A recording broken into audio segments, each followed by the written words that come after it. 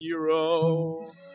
The dreams of a dozen men. What a who time! would What make a time in our round trip, lives! Playing well in full team practice. Who made this? Oh, Phil. he may turn This is out like to recently? be No. caught 4 years old. This is before my the first time hearing this. 53. Well, aren't you the lucky one? There he is, Mr. Mankato. Oh, it just gives me chills because it's time. Everyone. Takes you back to a special time, doesn't It it? does, which is tomorrow. Everyone gets on the field tomorrow. Maybe you've heard Vikings training camp is starting, and every year here on Score North, or when we were 1500 ESPN, or if there was any other names to the station before that, we did Mr. Mankato, and they're not in Mankato anymore. It doesn't matter. It's We a different don't care. station name. It's a different location. Courtney wasn't here. Who cares? But It's someone Mr. asked me, Mankato. why is it still called Mr. Mankato? Because we said it was. That's why. Why Just- would you change it, Mr. TCO? Like what? I don't know. I mean, is it a nostalgic thing for Mr. you? Orthopedic? Absolutely. Yeah. What's it going to be? Yes. Mr. Egan, Mr. Minneapolis suburbs or St. Yeah. Paul suburbs? Wow, you guys are like super angry that I even questioned this. How I'm so boring sorry. is that? I know, but I mean, it's Mankato. They were in Mankato for how many years? 52. Okay, thank you very much. Somebody needs to remember that. Exactly. Yeah. And You it's us. remember We it. need to shout out to So our does my friends. liver. I'm about to say, So I'm does sure my the liver. bars in Mankato Right. remember that too. They miss Zulgad's appearances. Since our signal definitely doesn't reach Mankato, to all those streaming in Mankato, shout outs to you for all of your efforts for 52 years. But now it's in Egan. It's still Mr. Mankato. So I want to go over with you, Judd Zulgad, and you, Courtney Cronin, the odds. And then I have already made my pick. I'm not putting pressure on you guys and Jonathan to make your picks just yet if you don't want to. You got until Monday to make your picks. They get into the pads and then stuff really starts rolling. We'll be back on the air on Monday, to assess sort of what we saw on the weekend a little bit, but we're not going to know after 2 padded practices who Mr. Mankato So your is. pick has been made. So on the air? my pick has been made, but not on the air yet, but in a Okay. video on our Twitter. Okay. Because we're on all platforms and it's all free. It's crazy. And anyway, so I'm just gonna throw out my pick and we can go over the odds because my pick is the easiest one to make. It's the first guy with the highest odds. The highest odds Chris Long has ever given any Mr. Mankato. Running back Alexander Madison at 3-2 odds to win Mr. Mankato, and I'm going with him. He's from Boise State. He's got lots of talent, and he's going to get lots of opportunity in those preseason games to shine. And you guys know this. The preseason games, that's where it happens. We're out there That's where in the the magic's practices. Right, but how the fans feel about Mr. Mankato, you got to see it on the field of the preseason games. So the favorite is Alexander Madison. Your reaction to my amazing pick. Courtney, go right ahead. 'Cause I went with Isaac Frichte 2 years ago because I was like, I'll get these guys. I'll be the smart one. That's really fit. I'm the Vikings reporter. I'll be really smart. No, I'm going with the favorite. Well, what was Frichte? Was he a 6th-round pick? Was he drafted? I don't know. He's undrafted. I feel like it's almost kind of unfair to pick a 3rd-round pick. the parameters were and have been that it starts 3rd round. That's fine, but So I mean, that's the it's a safe but pick. It's super typical of Courtney to just like question the rules right away. I think it's a good pick. I think This game you guys have been playing forever. You're wrong. No, I'm not questioning the way the game has been structured. You know I think what? you have a great pick I because appreciate it. Good for you. you have a good pick because he's going to play a ton in the preseason. They're not going to want to wear Dalvin Cook down. I mean, their number one running back who's healthy right now, keep him healthy. Don't play him that much in the preseason because there's no need to.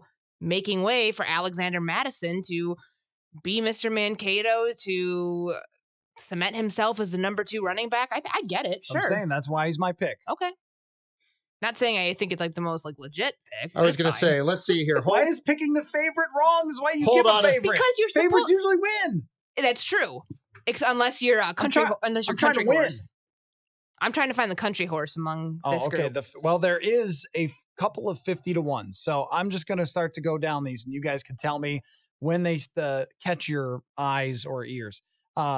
Jake Browning has the 2nd highest odds. Are we okay with a 2-1 from Chris Long for the number 4 quarterback? I think those are a little bit high because I think Longer believes that Browning might play more than he actually will because my son is going to get more run than Kyle Jake Browning. Sloter. We're going to give Kyle every chance. Great kid. So Kyle won. Proud of him I every believe time he Kyle takes the won field. last year, did he not? I don't remember. I now. think he did. We were trying to figure this out the other day. I believe he was the winner. It was a hotly contested race. Chad Beebe was involved, but Of course he was. Slaughter in the 4th preseason game, I think won possibly. All right. and that put him over the top. So I agree with you guys that Jake Browning might be a little too high, but we know when that 4th quarterback, if he gets into those preseason games and they show that they like him, they paid Jake Browning a lot of money to come here.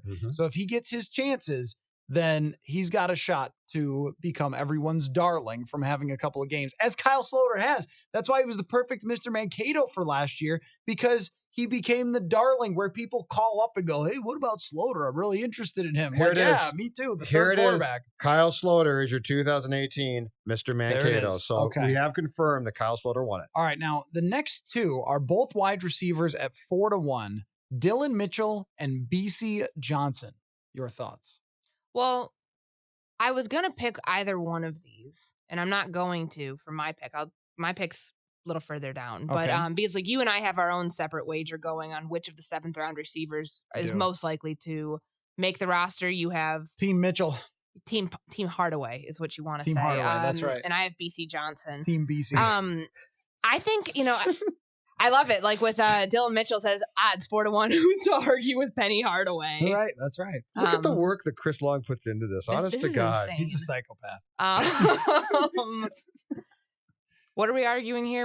Says the person who's doing an article on running back blocking. Anyway, yeah. So 4-1. Okay. Well, I think that if you're looking for a non-favorite, that you probably have a great chance at 4-1 for Dylan Mitchell or BC Johnson, because they both get drafted in the 7th round. There's no clear-cut third wide receiver. They're going to get a lot of run. They're going to get a lot of playing time. They're not going to play Stephon Diggs and Adam Thielen much in these preseason games. You're going to see Mitchell and BC. I agree. And we're going to battle all summer long over it. I've never really understood the discourse that's happened the last few days. I put my 53 out the other day, and I put BC Johnson over Dylan Mitchell. And there are a lot of people like, you're wrong. It's Mitchell over Johnson. I'm like, how do you know? Have you seen him? Like, have you seen either of these two in this offense? Well, I was basing it off actually being out there with my own 2 eyes as a credentialed media member during OTAs, rookie mini camp. Talking to people, which is what I do for a living. The pads on, you watch. This is getting contentious. I like this show today. I think the thing with these two here, though, both of them will be part of this team. I think one, I'll go ahead and say it. One's going to be on the roster. One will be on practice squad. Okay. Because they kept trading back in the draft, and they saw these two as two very identical vertical threats. It's just which one is going to fill that skill set for number 3 potentially. I mean, I don't think either of them will be the number 3 receiver. I think that's Chad Beebe's job. So I will say this though, BC Johnson came from Colorado State Rams, and they just have great uniforms. It's like the green, aren't they? Green and gold with the Ram helmets. A great name. His real name is Ola BC. Okay, this is fantastic. During rookie minicamp, he asked them to drop the Ola because I guess he just goes by BC, BISI. It's a great name. Now I'm going to change my name. There's an explanation here, I think, of what Ola BC means. Yeah, in Chris Long's write-up, Ola BC's name translates to bring prosperity to your family. So this is unbelievable. How did he Google that? What? He stays up all night. Maybe he knows Nigerian. He stays up all night doing these odds and writing up these comprehensive bios. I know. It's impressive. This is extremely impressive. Sick. He's sick. So maybe he'll bring prosperity to you for banking on him. 6-1 is a really interesting Mr. Mankato potential pick, which is Hercules Mataafa, a guy that got hyped up by Mike Zimmer, the undersized defensive tackle. I don't know if you guys have heard this, but John Randall was an undersized defensive tackle. Yeah. Undersized John Randall. From where? I forget. Where'd he go? Was it Texas A&I, which is now a different name? Right. Yeah. Okay, yeah. Undersized. This is my pick. So he must be the next John Randall. This is my pick. Oh, you're going Hercules. Someone had to do it, right? Yeah, because I wasn't going to pick one of the receivers because we have our own wager. So I wanted to, there's a lot of candidates here, and I wanted to go with one that was not one of those. I'd like to point out that our own wager is like a milkshake. I know. It's not very We did Boone and Thomas last year. We Right, have to have one every single year. Just wanted to point that out. We're not actually gambling on whether wide receivers make the team. No, absolutely not. All right, so I'm what not do a you love degenerate. about Hercules Mataafa that Well, makes him your pick? First off, you got to pay attention to the clues from the coaching staff, the guys that they keep bringing up kind of unprompted. I mean, Mike Zimmer's been asked about Hercules Mataafa quite a bit, and I think just given what the 3 technique position holds for the ceiling of it this year, it's going to be a rotating door. You're going to have Shamar Steffen play, 40% of snaps.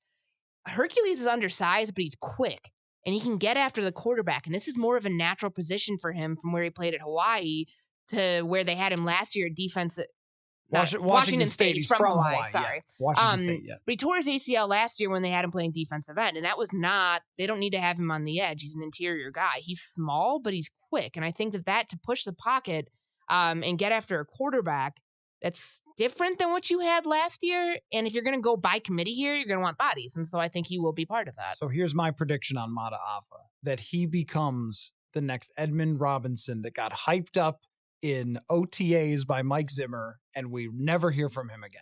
That is my thought. Yeah, bring the mood down. I could be wrong. You could be right. Maybe he's John Randall. I don't know. Maybe he's Mr. Mankato. We will see. I mean, you're hurting Judd's feelings about Slaughter. You're hurting my feelings about Hercules. His name helps him. Let's be honest here. His name, Hercules Mataafa, absolutely helps him in this. Name. I'm just saying I think that a lot of people do well in the Pac-12 as undersized stuff. And then this is the National Football League. Because nobody goes to the Pac-12 to play defense. National Football League. You got to be big. So I don't think it's going to happen. But we'll see. I mean, I could be completely wrong. That's why we have training That's camp. why we have this Mankato. That's why we do Because if this. I'm wrong, it'll be great. All right, the next one, Eric Eager, my friend for Pro Football Focus, has sent in his pick, Chris Boyd, the 7th-round cornerback. I guess PFF really liked him coming out of college. Yep. And as long as he didn't hang out with Holton Hill too much, they're friends, then he'll be fine. And he's got a chance to stick around. I'm going to stop you right there. And I'm going to tell you, Chris Boyd is my pick. He is your pick. All right. Chris Boyd at 8-1 is my pick. I love this pick because he plays the position that the head coach knows near and dear and absolutely loves. And if he takes a liking to you, will work with you continually to develop you while ignoring the quarterback in the offense. I'm picking Chris Boyd. I like it. And by the way, he's 8-1, so I feel like it's a fun pick. It's a comfortable odd. Matthew's pick. Not a fun pick. No, it's not. It's safe. It's not. Yeah. Mr. Mankato was never about safety. I'm trying to win. Courtney gets it. She just put it perfectly. Yeah, that's the problem is you're not supposed to try to win. You're supposed to try to win. Why even have a favorite then if no one picks him? Because Chris Long's a gambling degenerate. Like you shouldn't even have odds attached to them, but we've gone down the rabbit hole and there we are.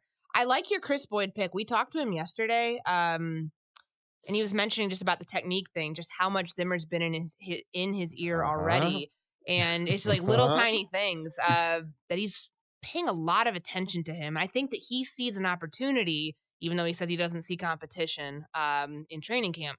He's got a great shot to make the roster right now because of Holton Hill's 8-game suspension that he's facing. Guy suspended half the season. They don't have great cornerback depth. They have good starting, their starting spots are solidified, but the depth factor is a big problem. And if Chris Boyd can stay healthy, I mean, who's your backup outside corner right now? Mike Hughes. I don't know when Mike Hughes is coming back. That's exactly right. Who's your backup nickel? Outside of Orlando Scandrick, and if he ever signs here, they haven't signed him. But and what's the one position on this team that the head coach is not going to allow the general manager to neglect no matter what happens? Cornerback. Yep. All right. Chad Graff has weighed in with his pick, and I think this is a great selection. It's the next guy on our list. That is Marcus Epps, because we might see Marcus Epps get some time at that nickel corner, as we did at minicamp and OTAs. He could be that safety nickel guy who gets a lot of playing time during preseason, steps up, makes some plays. He has the great underdog story of being from Wyoming. I think he's got a shot. 6th-round pick, 12-1. I like it. If I wasn't picking the favorite to be a troll, then I would probably pick Marcus Epps at 12-1. I think that's really good odds for whatever you're getting at 12-1. All right. Ego points, I guess. All right, let's run down a few of the other ones here that are longer shots. Cameron Smith is a linebacker, and that is definitely a thing that is true. that I can say about Cameron Smith. I don't know what he would make the roster for this year outside of special teams because Eric Wilson's in front of him, Ben Gideon's in front of him, Devontae Downs. I don't know which of those guys are you going to outseat really to be part of that rotation? Because it's three linebackers. They're probably going to keep 6 total. So, and I know I'm forgetting somebody else in that mix too. I just don't see it. So the case for Cameron Smith for Mr. Mankato would be that Kendricks and Barr are certainly not going to spend a lot of time in the field. And he's going to light it up in special teams. If you light it up in special teams, and if you get a pick 6 on a bad screen pass from a 4th string quarterback, I'm talking to you. I knew where you were going with that. Audie Cole 2 against picks. the Buffalo Bills. Exactly. Yeah, I saw it myself in the Metrodome. Great night. Happens, then Cameron Smith has a shot.